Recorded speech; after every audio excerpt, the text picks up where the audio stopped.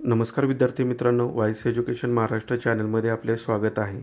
आज आपण इयत्ता 10वी 1 मार्च 2025 रोजी झालेल्या इंग्रजी बोर्डच्या प्रश्नपत्रिकेची उत्तरपत्रिका पाहणार आहोत, त्यामुळे शेवटपर्यंत व्हिडिओ पहा। Question number 1, do as directed attempt any for 8 marks. 8 गुणांसाठी हा प्रश्न होता। त्यातील पहिला, complete the following words by using correct letters. First brave, second teach, third boxer, fourth faith. A, E आणि आय चारही वर्डचे उत्तरं आहेत।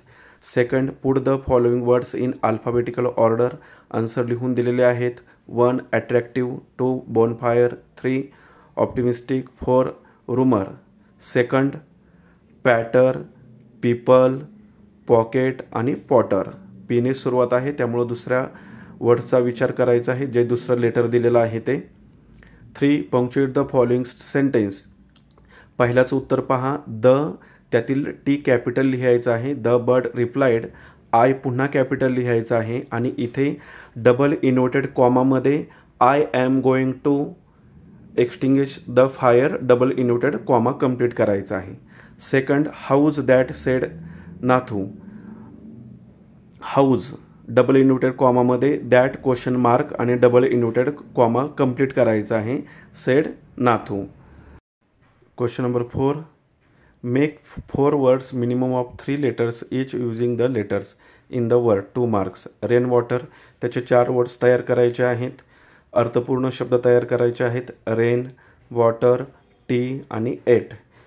तुम्हाला जे येतात तेही लिहिलं तरी चालतील, फक्त कमीत कमी 3 लेटर पाहिजेत। आता पुढील प्रश्न पहा, यातील 5वा प्रश्न पहा, 2 गुणांसाठी आहे। रिलेटेड वर्ड्स, गार्डन या शब्दाचे रिलेटेड वर्ड्स लिहायचे आहेत। Flower, plant, green, grass. Question number 6, complete the word chain of the nouns, add 4 words each beginning. नाउनची वर्ड चेन पूर्ण करायची आहे। टायगर, आर वरून रॅट, पुन्हा टी वरून टेबल, ई वरून एलिफंट आणि टी वरून टॉर्टाइज।